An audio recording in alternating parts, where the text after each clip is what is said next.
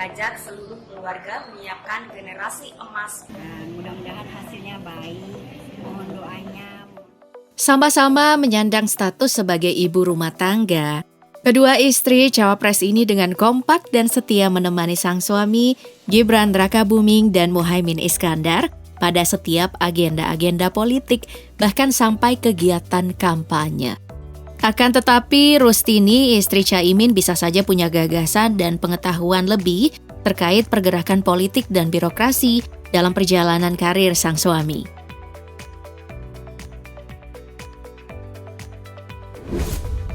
Rustini Murtado lahir di Jakarta pada 27 Mei 1970.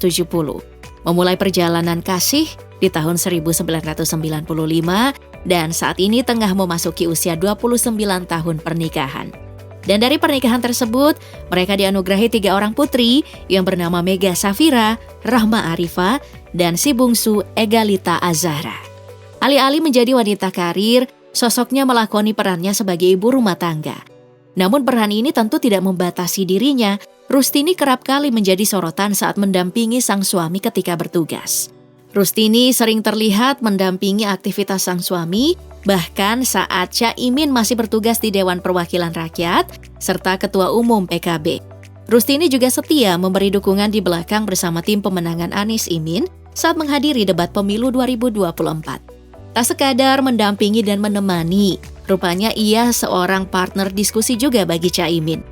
Kecerdasannya dalam berbagai pengetahuan tentu berpengaruh saat dirinya pernah mengenyam pendidikan di suatu universitas ternama di Yogyakarta. Dirinya merupakan lulusan IAIN Sunan Kalijaga Yogyakarta atau saat ini telah berganti nama menjadi UIN Sunan Kalijaga Yogyakarta. Dirinya juga bahkan disebut-sebut sempat menjadi aktivis PMI selama di bangku perkuliahan. Hanya berkutat pada panggung politik suami, sosok yang akrab disapa Mbak Ros ini pernah unjuk gigi di depan para finalis Putri Hijabfluencer tahun 2023. Dalam acara mencari duta halal Indonesia itu, istri calon wakil Presiden Muhaimin Iskandar ini memberi pernyataan bahwa potensi industri halal di Indonesia sangat besar, sehingga harus terus dikawal dengan baik. Bentuk image yang dibangun istri Caimin ini adalah sosok wanita anggun dan cerdas. Lalu, apakah image itu berhasil pula ditampilkan di layar kaca ataupun dalam hal wawancara? Lalu bagaimana performanya dalam wawancara dan gagasan yang dimiliki? Saat dilontarkan pertanyaan oleh seorang host, apakah Rustini pernah memarahi sang suami? Kesempatan tanya jawab ini tatkala dirinya dengan Ferry Farhati, istri Anies Baswedan, diundang ke Kompas TV. Ia pun menjawab, sebenarnya bukan memarahi, tetapi lebih kepada mengingatkan. Jawaban ini pun dibarengi dengan contoh kejadian, bahwa saat sang suami saya mendapat gelar Panglima Santri, Rustini memprotes dengan pertanyaan, mengapa gelar tersebut harus diambil? Dirinya menimpali, 2 jabatan yang diemban harusnya sudah cukup, karena hal ini merupakan sebuah amanah bukan semata-mata untuk gegayaan. Dirinya mengungkapkan kejadian tersebut mengingatkan dengan model sedikit mengancam. Sebenarnya bukan marahin ya, lebih mengingatkan gitu ya.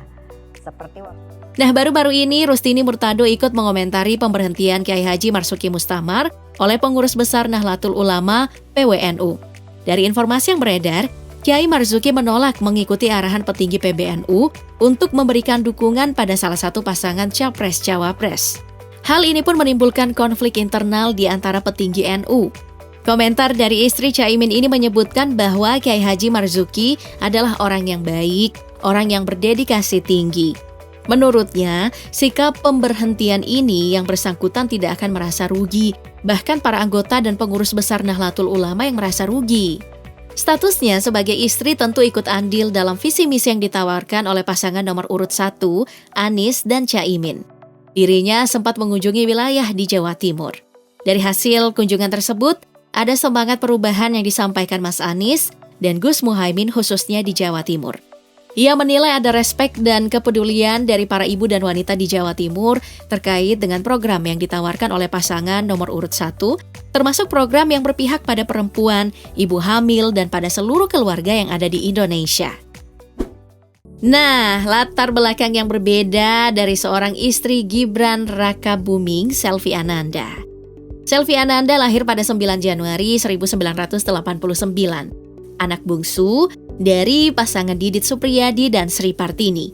Ia menjadi sosok yang populer tatkala dipersunting oleh Gibran dan menjadi menantu dari Presiden Republik Indonesia ke-7 Joko Widodo dan Ibu Negara Iriana. Ia merupakan alumni lulusan SMA Negeri 1 Surakarta. Menempuh jurusan akuntansi di Sekolah Tinggi Ilmu Ekonomi AUP pada tahun 2007 dan lulus pada tahun 2011. Dengan masa studi selama 4 tahun, Selvi lulus dengan predikat yang cukup memuaskan dengan indeks prestasi kumulatif 3,4. Berbeda dengan Rustini yang menjadi aktivis PMI, Selvi selama menjalankan masa perkuliahannya, ia dikenal sebagai mahasiswi yang aktif. Selain itu, ia termasuk mahasiswi yang cerdas dan pandai. Setelah lulus kuliah, ia memulai karirnya dengan bekerja di sebuah bank swasta, yaitu Panin Bank. Tak hanya berkarir di sana, ia juga pernah mengikuti pemilihan putra-putri daerah, yaitu Putra-Putri Solo. Pada tahun 2007, Selvi mengikuti ajang ini. Namun sayang, ia gagal menjadi pemenang. Tak mau putus asa, ia kembali ikut pada kompetisi tersebut di tahun 2009. Dengan kiprah dan pengalamannya mengikuti kompetisi selama 2 kali, tentu punya wanita berparas ayuh ini memiliki modal skill komunikasi yang mumpuni. Dirinya pernah dibeberkan pertanyaan mengenai stunting terkait sejauh mana kasus stunting terjadi di kota Surakarta. Jawaban yang dilontarkan pun didukung oleh data. Dirinya menyebutkan ada 27,6%. Ia menambahkan bahwa Jawa Tengah termasuk daerah yang kasus stuntingnya tergolong rendah, dari 27% kita turun ke 20%. Kabar baik ini tentu membawa angin segar untuk masyarakat. Menurutnya, Solo sendiri juga sebenarnya tidak terlalu tinggi kasusnya. Namun ada alasan untuk bekerja keras untuk menyelesaikan kasus stunting ini. Dengan pembawaan yang tenang, stunting ini sangat penting karena hubungannya dengan sumber daya manusia yang kedepannya nanti akan menjadi generasi penerus bangsa. Lalu, terkait dengan isu stunting, ia juga menitipkan pesan untuk mewujudkan generasi emas bebas stunting. Ketua Tim Penggerak PKK Kota Surakarta ini menyampaikan mengajak seluruh keluarga dengan 6 pilar dengan mengonsumsi tablet penambah darah pada waktu usia remaja, menerapkan usia pernikahan minimal 21 tahun untuk wanita dan usia 25 tahun untuk laki-laki. Ibu dari Jan Etes ini kemudian menyebutkan pilar ketiga, pada ibu hamil wajib mendapatkan pelayanan kesehatan setidaknya 4 kali. Lalu perbaikan pola asuh pada 1000 hari pertama bagi sang bayi dengan pemberian ASI eksklusif. Tak lupa imunisasi dengan mengimbangi gizi seimbang, dibarengi dengan program KB pasca persalinan. Pengalamannya menjadi pembawa acara di salah satu stasiun TV lokal di Solo, ada TA TV, Terang Abadi TV, membentuk dirinya cakap dan gamblang dalam komunikasi, sehingga pesan yang disampaikan mudah dimengerti.